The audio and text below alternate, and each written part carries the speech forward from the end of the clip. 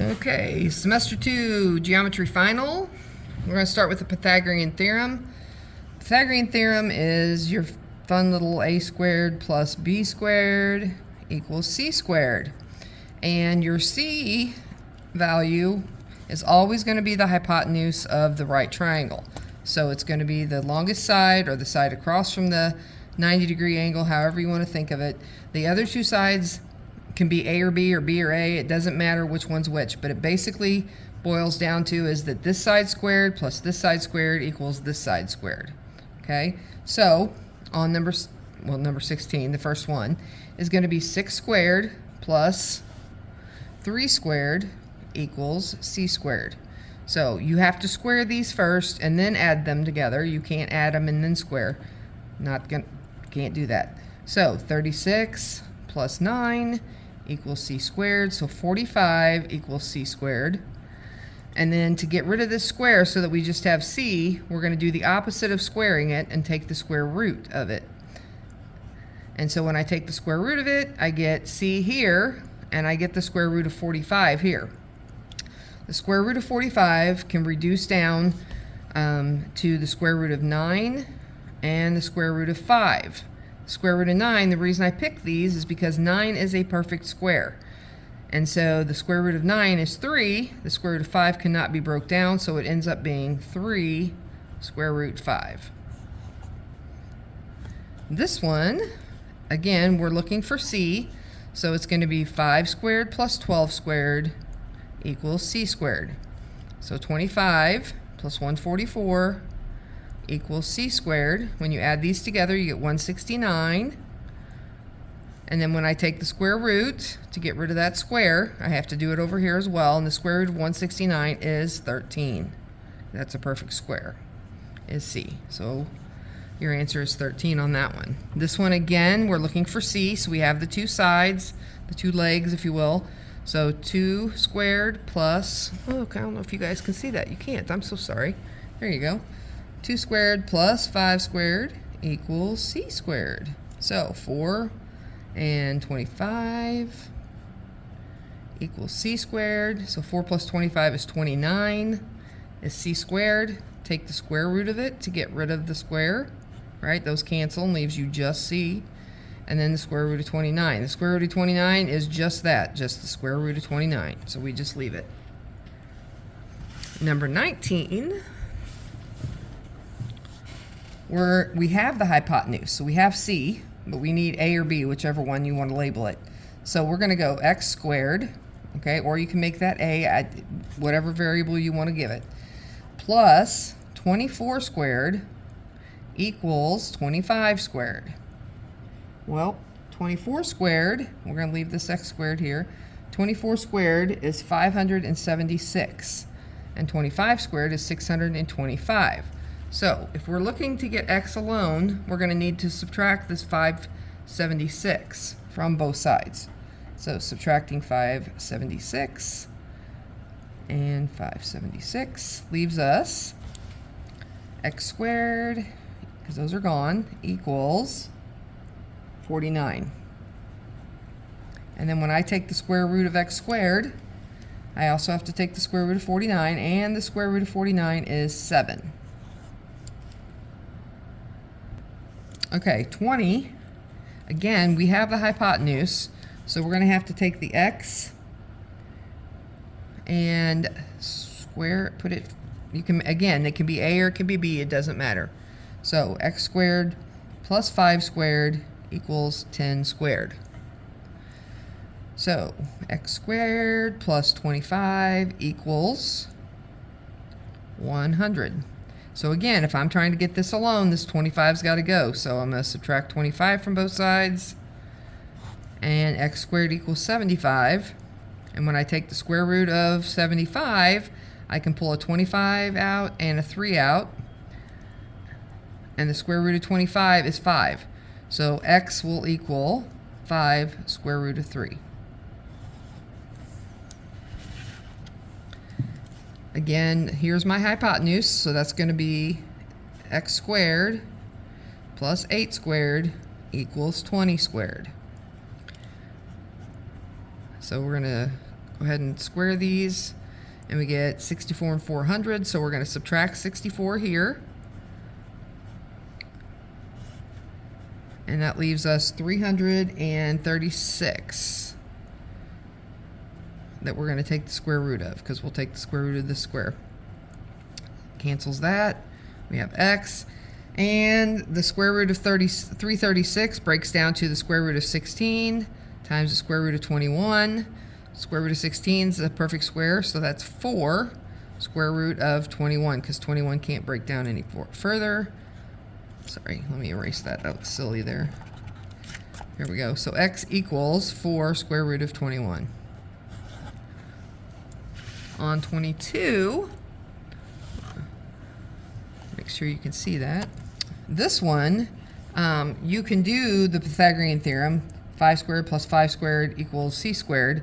Or, if you think back to when we had the 45-45, when these two sides were the same, these were a, or 1, right? 1 square root of 2. So, or a square root of 2. So if this is a, if 5 is a, this side's going to be 5 square root 2. And again, I could do it with this equation. It would come out the exact same answer, but I mean, if you know that these two sides are the same, then we know that this one is going to be that number times the square root of 2. 23, make sure you guys can see here. Okay. Again, we need c, so we have 40 squared plus 50 squared equals c squared, right? We have our a and we have our b. So this is 1600 plus 2500 equals c squared. That's 4100 when you add them together. And so when I take the square root of this and the square root of that, I can factor 100 out of there. Square root of 100 times the square root of 41 equals c. The square root of 100 is 10, and 41 just stays 41. So that's a really odd answer, but c is going to equal 10 times the square root of 41. And last one here, we've got 10 squared, right, plus x squared equals 11 squared. Now, don't get fooled on this one, because it kind of looks like this might be the hypotenuse, but it is not. This one is, because remember, it's the one across from the 90-degree angle. So this is our hypotenuse, or the c, right? And then this is your a and your b. All right, so 10 squared is 100 plus x squared equals 121. So subtract 100 from both sides, and we have x squared equals, x squared equals 21. So then when I take the square root of both sides, we have x is equal to the square root of 21. It cannot reduce. All right, on 28 through 36, they want you to use the properties of the special right triangles to find the missing sides.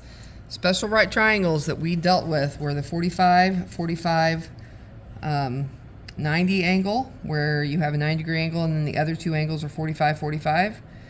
And so this side is A, this side is A, and this side is 2A. Actually, that's completely wrong. Let me erase that. It's A square root of 2. Sorry about that. A square root of 2. Sometimes we use the number 1 instead, and that's okay. So it'd be 1, 1, and 1 square root of 2 if we did that. Okay? Meaning, here we have 45, 45 here. This is one of our legs, and this is one of our legs. So we know that this side and this side are going to be the same. So this is 13, then this side's going to be 13. And then we know that since these two are the same, if we look here, that means they're 13 equals the A. So it's going to be A, which is 13, times the square root of 2. And that's it. On this one, we have a number times the square root of 2, and it's A square root of, right? If we say that it's A square root of 2, then 9 is going to be A. So that means that this side and this side are both going to be 9. This one's a little more complicated because 28 is on the A square root of 2 side. So what we can do here is solve for A by setting 28 equal to a square root of 2. And now let's just get a by itself. So we do that by dividing by the square root of 2, like this. These guys cancel, right? And so now we have a equals 28 over the square root of 2. However, we don't want this radical in the bottom, so we're going to multiply by the square root of 2 over the square root of 2, which now gives us 28 times the square root of 2 over the square root of 4, which we know that the square root of 4 is 2. So we're going to change that to 2. Now, 28 and 2 can be reduced because all of this is being multiplied. So, and this is over everything, so 28 and 2 can reduce. 28 divided by 2 is 14. So that ultimately gives us 14 square root of 2 is our a, which means this side is 14 square root of 2, and this side is 14 square root of 2. And again, this only works when it's 90, 45, 45. So again, on 31, we have 45, 45, 90. This side is 6. This side will have to be 6. This side's going to be 6 square root of 2. And on 32, we're going to have to do some more math to find out what these sides are. So we know that 9 is equal to a square root of 2. So again, we're going to divide by the square root of 2. These guys will cancel. Leaves us a equals 9 square root of 2. That's a 9. So we multiply by square root of 2 over square root of 2. Okay, leaving us with 9 square root of 2 over square root of 2 times square root of 2 is square root of 4, but the square root of 4 is 2. So we're going to put a 2 there. Nothing can reduce here. We cannot reduce these. This has a radical sign, this does not. So they are not like terms. We can't cancel them. 9 cannot be evenly divided by 2, so we're going to leave it just like this. So this side is 9 square root of 2 over 2, and this side is 9 square root of 2 over 2. I noticed that some of you wrote 4.5 times the square root of 2. That's fine too. It's the same thing. So here we've got another 45-degree angle and a 45, and the hypotenuse is 24. So it's the same thing as we did on 30 and 32. We're going to take 24 and set it equal to a square root of 2. Divide by the square root of 2. And those will cancel because they're both square roots of 2. So we have a equals 24 over the square root of 2. And now we have to multiply by square root of 2 over 2, square root of 2, to move and to get rid of this radical sign. So that gives us a equals 24 square root of 2 over 2. And 24 and 2 can reduce to 12. So our ultimate answer is 12 square root 2. So that's what these sides are. 12 square root of 2 and 12 square root of 2. On 34, we are dealing with a 30, 60, 90, right? Because all three of them have to add up to 180. So we know that that's a 60-degree angle. On these, you have... let's see, can you see this? We'll go here. On 30, 60, 90 triangles, we have a, this is 2a, and this is a square root of 3. Okay, again, you could do it as 1, 2, and 1 square root of 3, if you want to look at it like that. Numbers instead of letters. So, having said that, this, and it's the short side, is always your a. So this is our short side over here. So square root of 3 is our a. That means that over here it's going to be 2 times a, and a is square root of 3, so it's 2 times the square root of 3. Here it is a, which is square root of 3, times the square root of 3. So square root of 3 times square root of 3, square root of 9, and the square root of 9 is 3. On this one, we know that this side over here is 2a, so 18 equals 2a. So to find a, we just divide both sides by 2, and 9 equals a. So this side over here is our a side, it's 9. This side is a, which is 9, square root of 3. 9 square root 3. On this one, we know this is a, this is 2a, and this is a square root of 3. So with that, we can see that a should be 10. So this side is going to be 10, and this side is going to be 20. So 2 times 10. All right, the trigonometry. Just in case you don't remember, we've got SOHCAHTOA. The sine is opposite over hypotenuse, cosine is adjacent over hypotenuse, and tangent is opposite over adjacent. Okay? So, other thing to remember is that when you're finding an angle,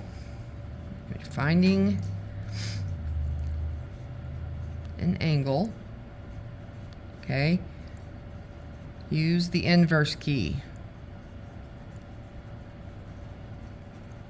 Okay, only when you're finding the angle. If you're finding a missing side, you're not going to do the inverse. Okay, so on this first one, we're finding an angle, right? We don't know this angle, so we'll use the inverse key. And then we have to look at what the relationship is between these three numbers, or these three things that we have. We have a missing angle, we have the side opposite it, and the hypotenuse, right? Across from the 90 is the hypotenuse. So we have the opposite and hypotenuse. Opposite, hypotenuse. So the sine, so we're looking for the inverse sine of 4 over 7. The opposite over hypotenuse. 4 over 7. And you just type that into your calculator. The inverse, you hit second. And then sine, see where it says sine -1 right there? Sine. And then you type in 4 divided by 7. 4 divided by 7.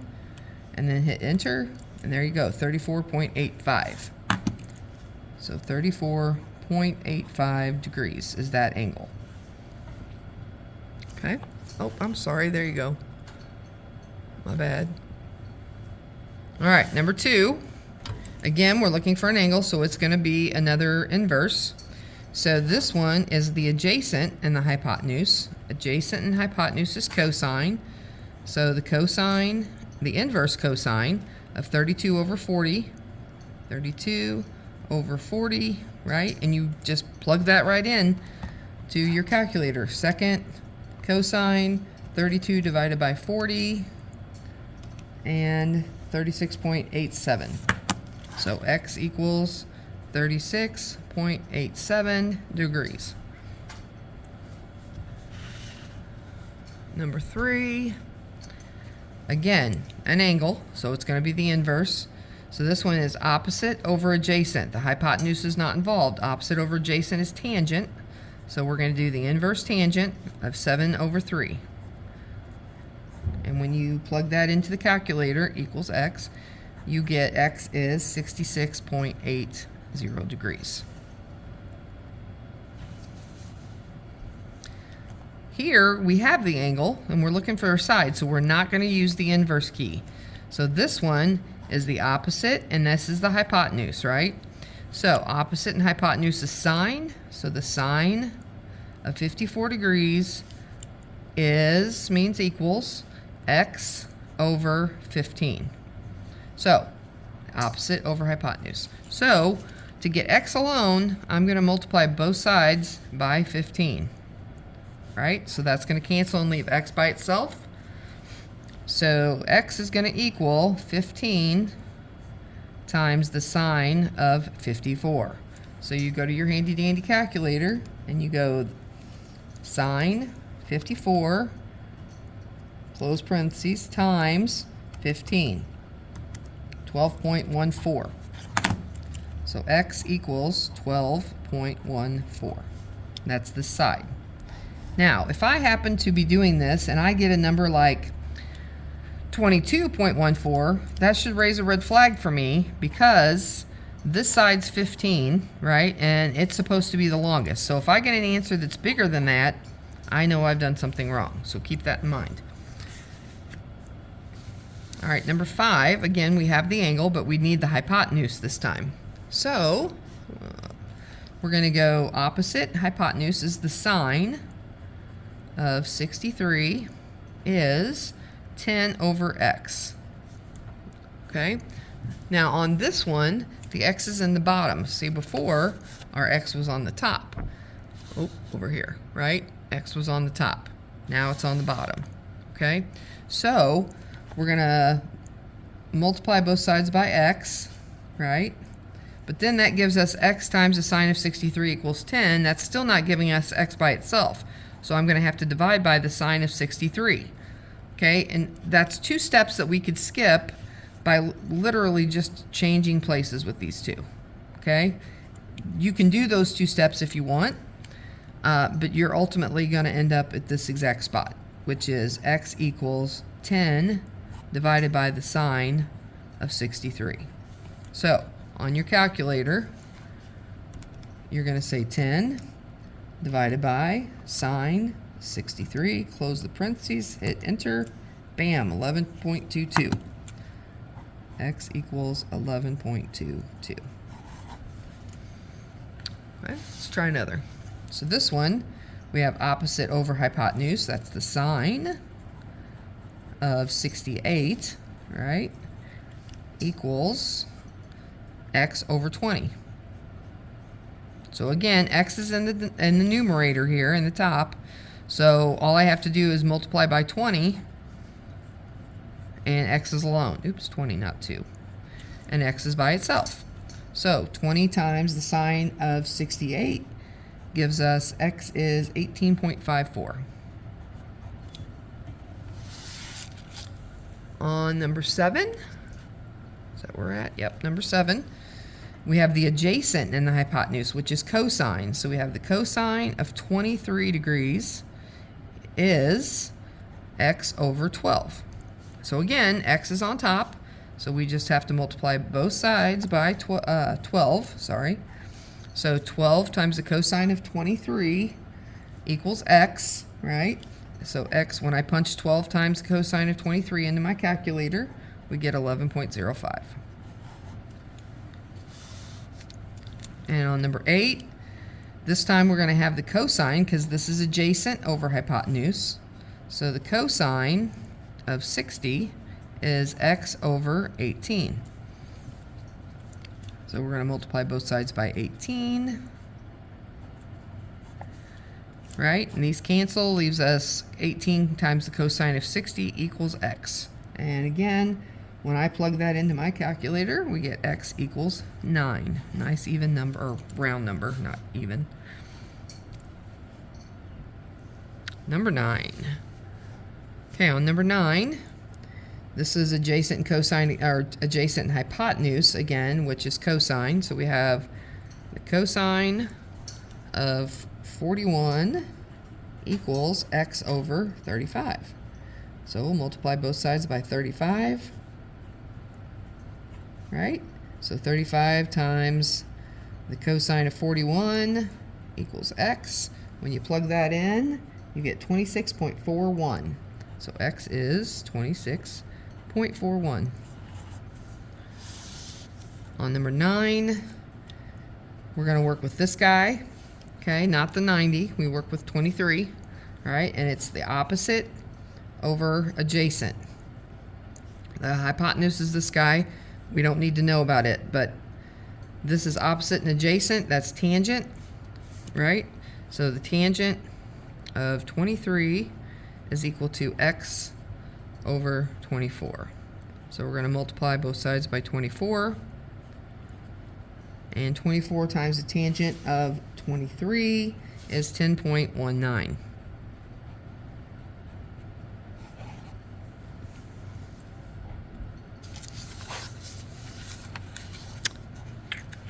Number 11, this one we have opposite over adjacent again, which is tangent. So the tangent of 70 is 30 over x.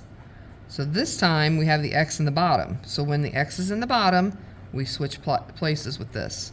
So we have x equals 30 over the tangent of 70. So on your calculator, you'll just type in 30. Here, we'll just do it real quick. Clear. We'll do 30 divided by tangent of 70, right? Yep. equals 10.91. Or 92 actually if we round up.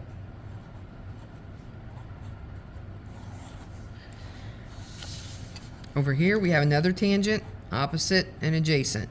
So the tangent of 37 is x over 20. So again, x is in the numerator this time, not in the denominator like last time, so that we're going to have to multiply both sides by 20 to get rid of that 20. So when I take tangent 37 times 20, I end up with 15.07.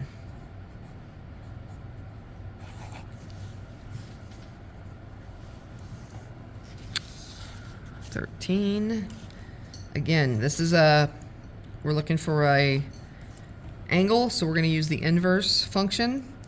So we have the opposite and the hypotenuse, so it's going to be the inverse sine of 4 over 12, which is 19.47 degrees, because that's an angle, right?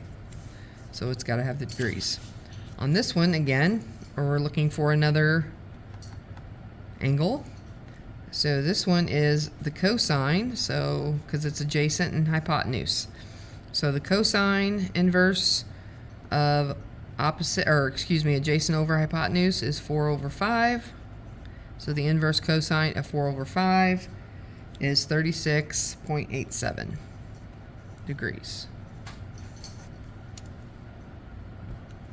All right, on this page it says find the sum of the measures of the interior angle. So if you remember, to find the measures of the sum, so all of them added together is what that means, okay? To find all of the measures of the angles added together, right?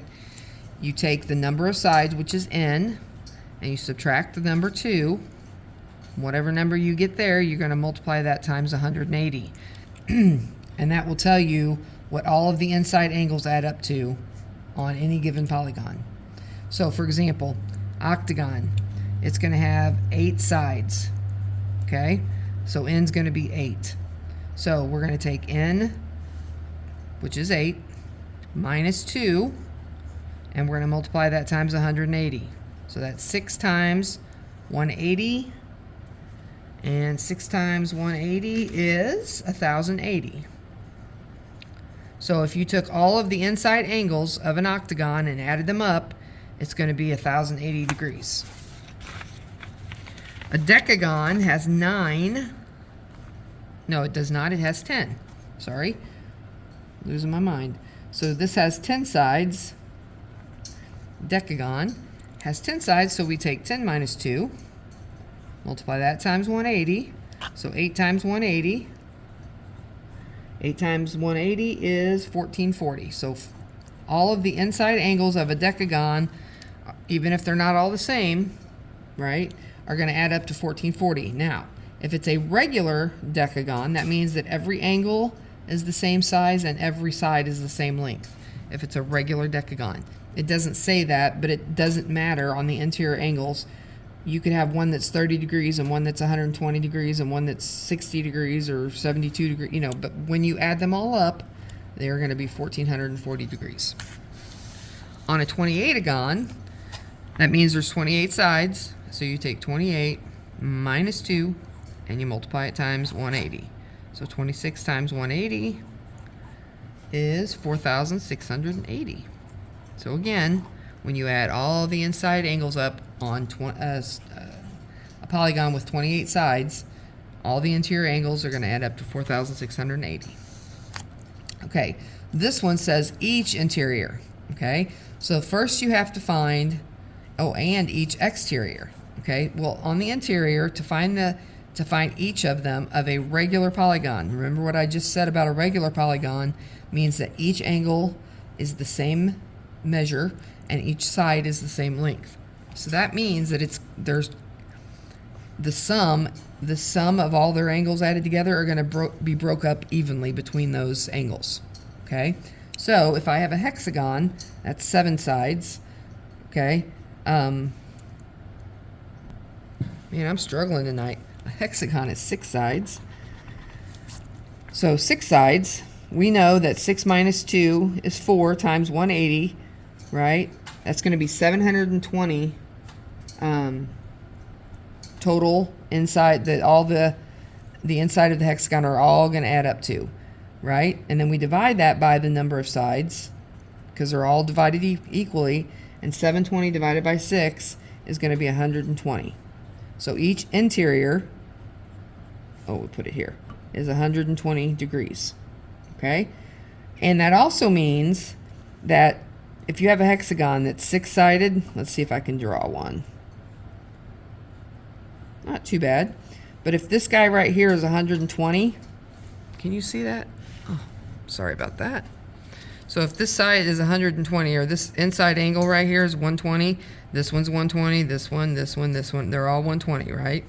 But to find the exterior angle, this guy right here, all I have to do is take 180, right? Draw this line.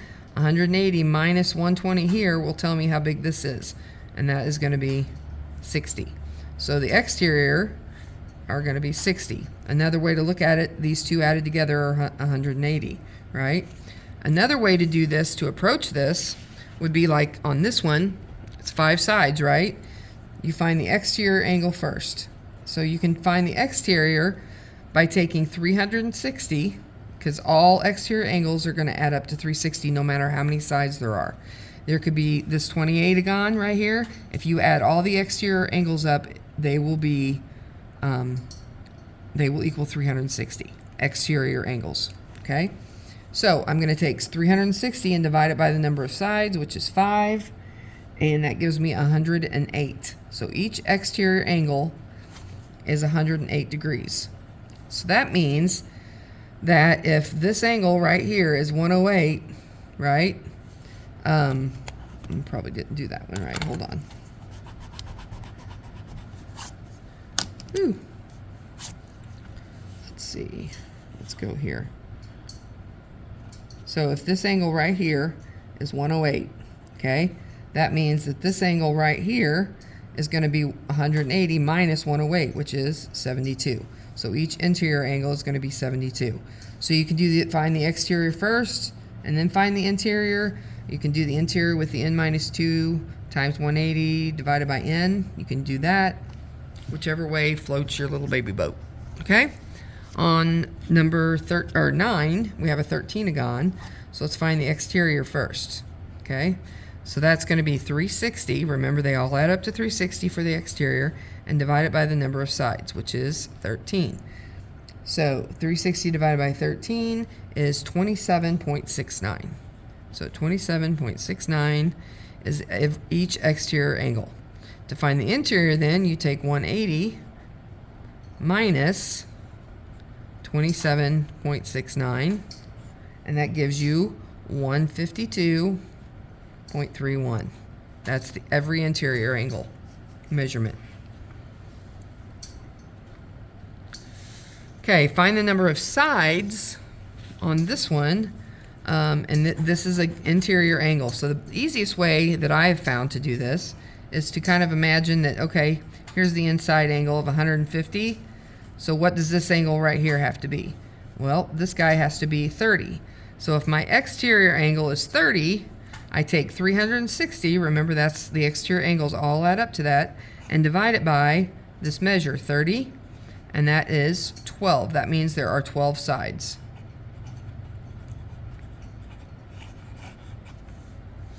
I can do the same thing over here. I know that this angle is 135.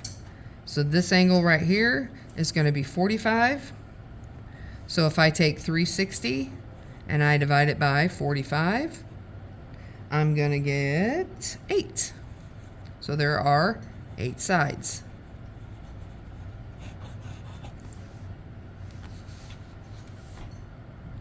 All right, last page.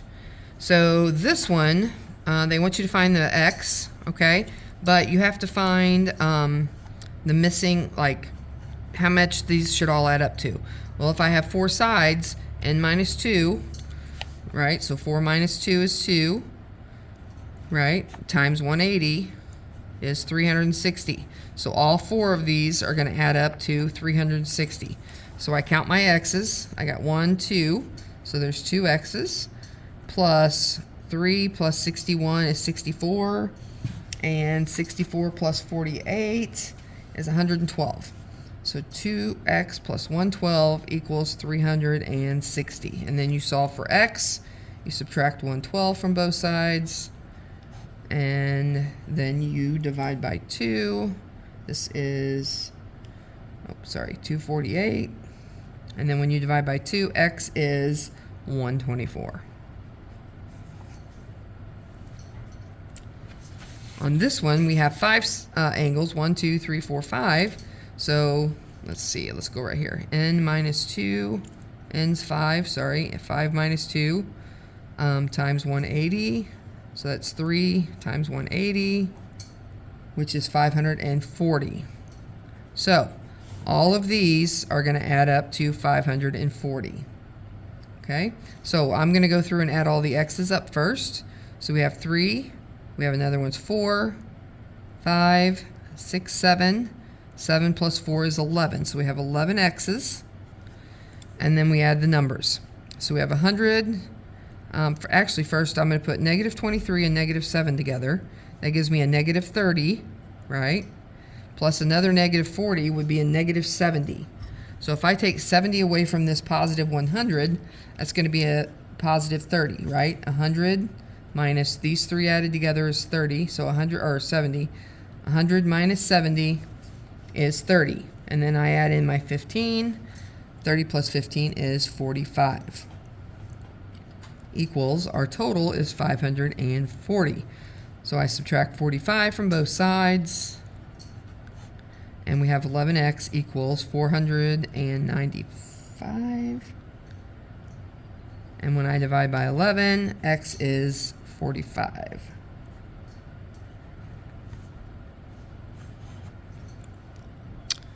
All right, surface area and volume. So you will have a reference sheet with these formulas on it for you to help you, so don't freak out too much about that. But I'm going to give you a little hint here. So when you're talking about a rectangular prism, you've got a top and a bottom that'll have the same area, right? So it's going to be, and the way I do it is I go top, bottom, right? And I know that the top is going to be 2 by 6. So 2 times 6 gives me the area of this top guy up here. But there's a top and a bottom, so I'm going to take this and multiply it times 2, get an answer, right? And then I'm going to do the sides, right? So this black area, and then there's one on this side over here too, right? And it's 2 times 12. Right? And there's 2 of them also. Oops, let's clean that up so you understand what I did here. All right, so this is the sides, and there's 2 times 12. Okay? And then we've got the front and the back. So front and back. Okay? And it is 12 times 6. And there's 2 of them as well. Okay? So 2 times 6 is 12. 12 times 2 is 24. So we got 24 for that. Here we have 12 times 2 is 24 times 2. 24 times 2 is 48. And then this guy, 12 times 6 is 72. And 72 times 2 is 144. So we're going to add 24 plus 48 plus 144. And that gives us 216, and it's inches squared, because we're dealing with surface area, right? And area means square. Then, then to find the volume, that one's actually pretty simple on a rectangular prism. It's length, or width, length times width times height, okay? So these 3 measurements. So 6 times 2 times 12. And when you take 6 times 2, you get 12. 12 times 12 is 144. And in this case, it's inches cubed. So this would be your volume. Length times width times height. Okay? on your cone to find the surface area. All right, first we got to find the area of the circle at the bottom. And in this case, we don't know the measure of our radius. Okay, we have the slant height here and we have the actual height, but we don't have the radius. So you can use the Pythagorean theorem, which is what we did on the very first page, right? We could do a squared plus b squared equals c squared. Or I noticed that both of these are divisible by 4, okay? And so if I divide this by 4, it gives me 5. And if I divide this by 4, it gives me 4. And if you remember, if you guys were listeners, I told you once that when you have a right triangle, if you have a side that's 3 and a side that's 4, your hypotenuse will be 5. Well, it also goes to say that if your hypotenuse is 5 and a side is 4, your other one's going to be 3. So 5, 4, 3, 3, 4, 5 triangle, whatever you want to call it.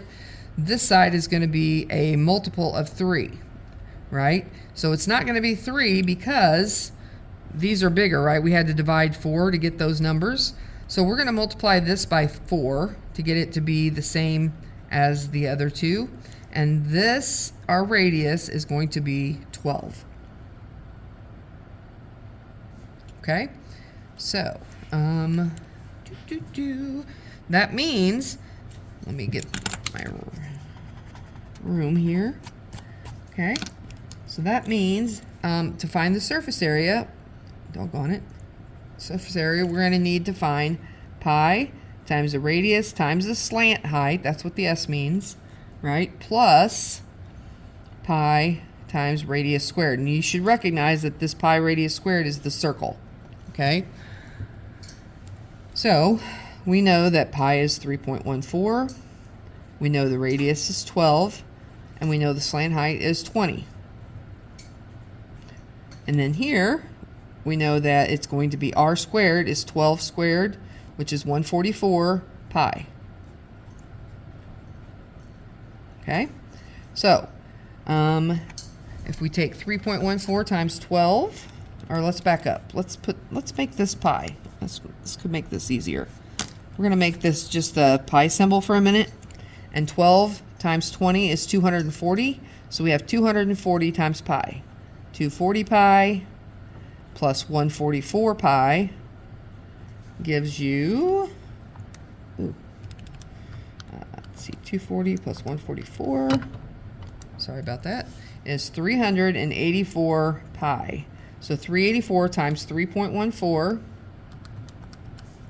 is 1,205.76. And that is no units, so it'd just be units squared. Okay, and that's your surface area. Then to find the volume, you're going to take 1/3 pi r squared times the height.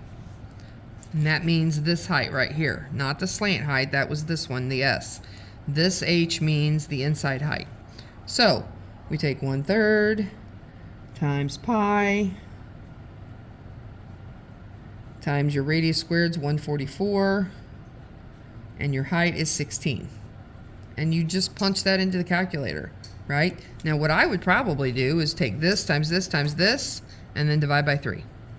Okay, so 3.14 times 144 times 16 equals 7,234, and then we're going to divide that by 3, and we have 2,411.52, and this would be units cubed because it's volume, whatever units they measured that in. All right, let's move on to the sphere. So this surface area of a sphere, let's see if you guys, there we go. So the surface area of a sphere, that formula is 4 times pi times the radius squared. Okay, so we don't know, they gave us the diameter here. So the radius is half the diameter. So our radius is 21. So r equals 21. Okay, so 4 times 3.14 times 21 squared.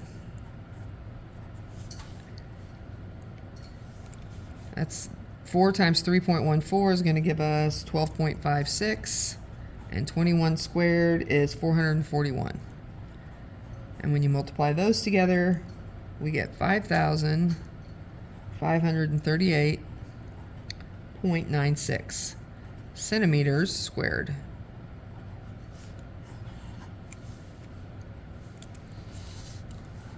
And when we find the volume of a sphere, it's 4/3 pi r cubed.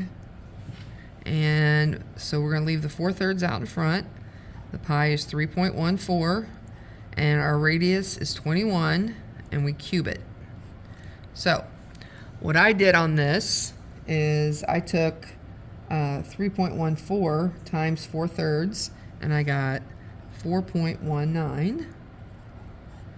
That's for these two multiplied, times 21 squared is 9,261. And then when I multiplied these two together, I got 38,803.59 centimeters cubed.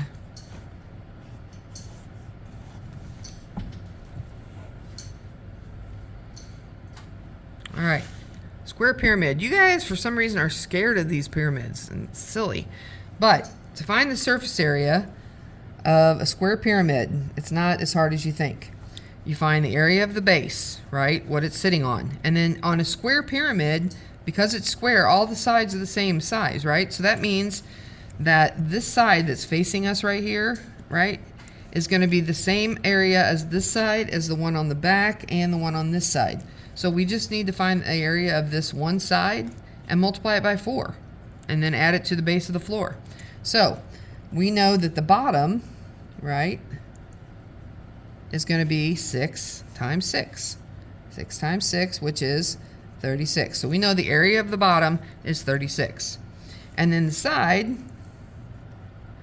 to find the area of a triangle, we take half the base, so half of 6 times the height, which is, in this case, the height of this triangle right here is 12. So half of 6 is 3. 3 times 12 is also 36. But we have 4 of these sides. That's just one side. So we're going to take that times 4, and that gives us 144. So we have 144 in the sides, and we have 36 in the bottom. And when we add those two together, we get 180 and centimeters squared, because it's area. Okay, and then for the volume of this, it is 1/3 the area of the base, right? And on most formulas, it would just be capital B, meaning the area of the whole base, right? So 1/3 of that times your inside height. That's this guy in here that's going from the middle of the base to the apex of the pyramid. Okay, so that in this case is 10. So the inside height.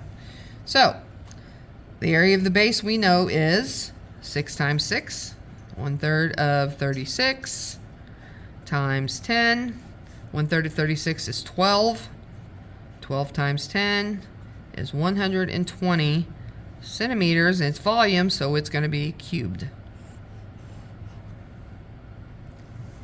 Oh, I lost you again. Sorry. There you go. Okay. All right, cylinder. So the surface area of a cylinder, we have this top circle, and then we have the bottom circle down here, right, that it's sitting on that you can't see. It's still a surface. So we'll find the area of this circle and multiply it by 2, and that gives us our top and our bottom.